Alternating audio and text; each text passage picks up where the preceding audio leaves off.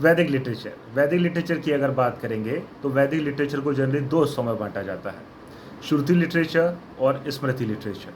श्रुति का मतलब होता है जो इन्फॉर्मेशन सुन के पास ऑन की गई है, और स्मृति का मतलब होता है कि कोई इन्फॉर्मेशन अगर एनालिसिस के बाद डिराइव्ड होती है, एनालिसिस के बाद प्रेजेंट की जाती है, तो उसको बोलते हैं स्मृति लिटरेचर। तो ऐसा लिटरेचर जो सुन के हमारे पास आया है उसको बोलते हैं श्रुति लिटरेचर। और जनरली वेद जो है, चारों वेद जो हमारे पास हैं, ऋग्वेद, सामवेद, यजुर्वेद और अथर्ववेद, इनको श्रुति का पार्ट माना जाता है। ऐसा माना जाता है कि जब वैदिक rishis deep state of meditation में थे तो गॉड ने खुद इनको वेद की इन्फॉर्मेशन प्रेजेंट की है, बाद में ओरली ही इस इन्फॉर्मेशन को वो आगे बढ़ाते हैं।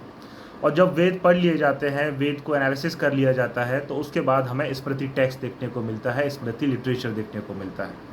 तो स्मृति लिटरेचर के अंदर जो सबसे पहला सेक्शन है हमारे पास वो है वेदांग। वेदांग मतलब वेद का अंग, जिसके अंदर 6 तरह के इंपॉर्टेंट इन्फॉर्मेशन हमें देखने को मिलती है, जिनके बिना ना तो वेद को ठीक से समझा जा सकता है, ना ही वेद को ठीक से पढ़ा जा सकता है। दूसरा जो पार्ट है हमारे पास स्मृति के अंदर वो है एपिक्स। एपिक्स मतलब इतिहास। तो 2 ऐतिहासिक कहानियाँ हमें देखने को मिलती हैं वैदिक लिटरेचर के अंदर। पहली है हमारे पास रामायण और दूसरी है महाभारत।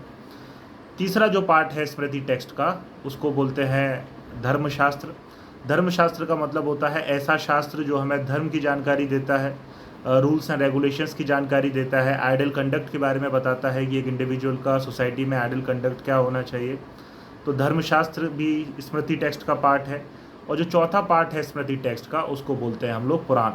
पुराण का मतलब जो क्रिश्चियन एरा के आसपास कुछ किताबें लिखी गई हैं, 18 महापुराण उनको कहा जाता है।